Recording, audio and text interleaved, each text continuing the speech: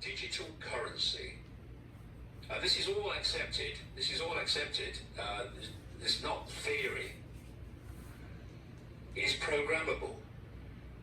They can program a digital currency to mean you can only spend it on certain things and you can't spend it on others not designated by the government. And it's programmable so it can only be spent in a certain area. So if you go outside of your zone, your money won't work. And not only that, it means that when you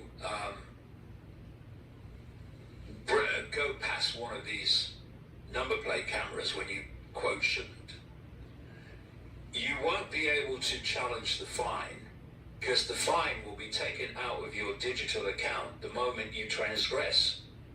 This is what's happening.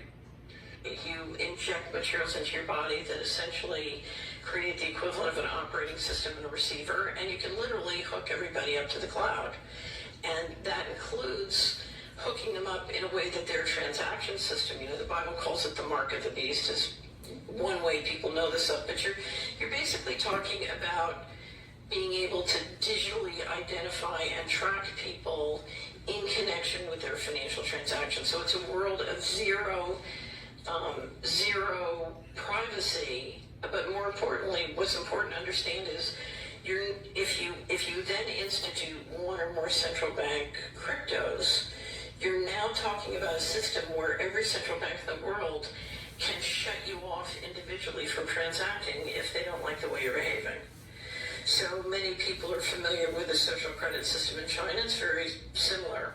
You're basically, if you install the smart grid in their car, their community, and now literally in their body, you've got 24/7 surveillance, and if people don't do what you say and behave the way you want, they can and will shut off your money.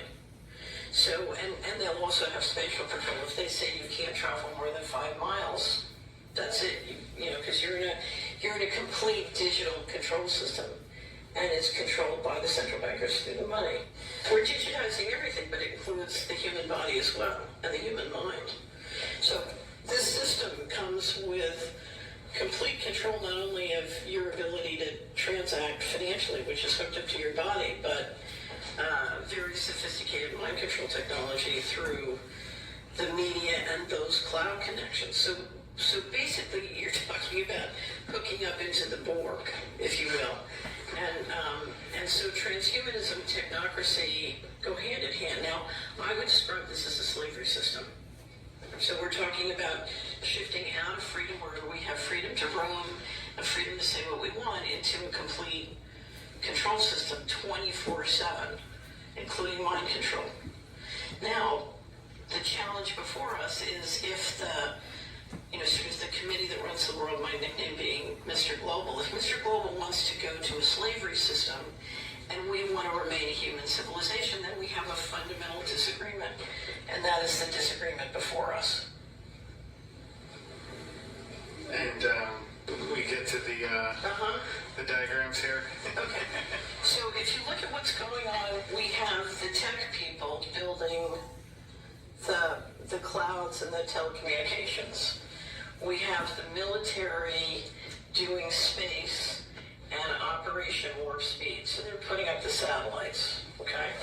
Then we have Big Pharma, which is making the injections that are full of these mystery ingredients and modify your DNA, and for all we know, make you infertile. And then we have the media pouring out the propaganda. And then we have the central bankers engineering to the central bank crypto systems. So you have these different pillars, and it's very important when you look at what's going on day to day, particularly in the media, they're trying to keep them separate so that you can't see how they're going to come together in an integrated system, which is basically integrated into your body and your mind. For what purpose? To institute the slavery system.